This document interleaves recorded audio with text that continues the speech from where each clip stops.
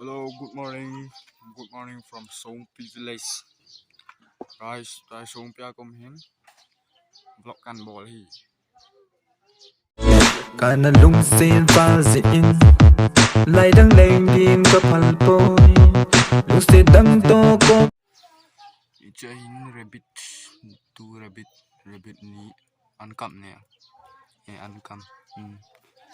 Rabbit ni ankam anen.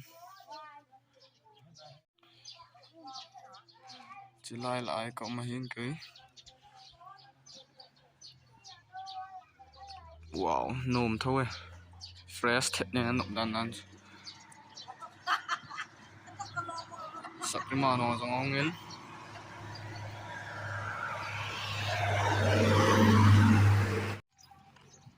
Tua hi Tintong Statue na nakachi dihin. Cái lòng cái mù khá lâu. Xuống pi gam lam cái tỷ lại gam nó phụ in dàn lại cái chỉ hin. Cảnh cạp gì. Nó vệ sụ cây đồ hin cái chỉ đi. Chỉ lại khôn cái mù thế hin. Và độ dẹp con camera. Volley ground. Volley bể dịu hin. Cái chỉ đi. Nó thiên lang thế nên nó nộp đàn chứ.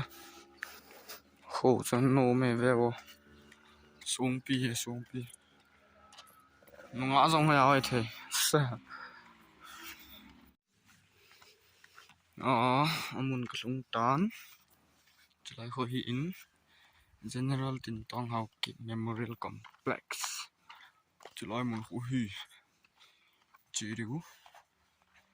Tại chỉ điếu hi. Yeah. Yo, let's go, guys. You can see from here.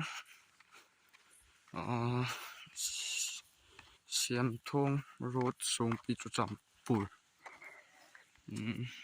Here. Yes. Okay. Chỉ là xuống hin. Khởi tại Tintong Statue cái tung.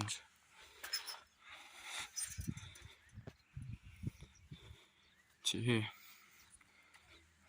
Lại là vang ngã cái vạn hôm vang cái phone. Ai bôi. Đó là dim lạ riêng. Chỉ Tintong lim chú statue chứ. Tại xuống hi biam. Xuống bên hi vang cái phone. Sa này. Fit xôm là fit nga. Linh đi hin.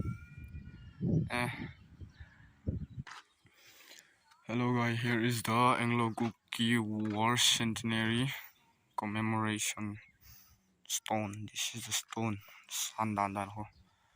Whoa, very strong. And from my back side, here is the Tintong statue.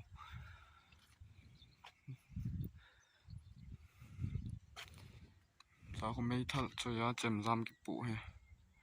Ngoài đó bên nôm tên. Ngoài đó nó biết thiểu hì. Nà lệ gì nghe. Chiếm thu pi lẹo vĩnh. Lời lọ rằng hả. Lăng khổ nó lái chào khó. Sáng tấu bẻ.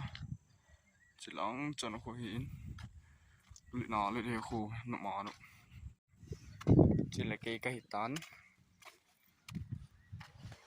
Chui là statue cho hè. Sao hề. Hỏi là gì tan tín. Con rằng có mù khá lâu giờ cho vlog gần bố thôi. Nó rằng nó viện nó đều cái tiền này. Ok. Đó là chân dây tan tín. Cái mù bị cọ xíu in. Nó đầm to bộ lẽ. Bye bye.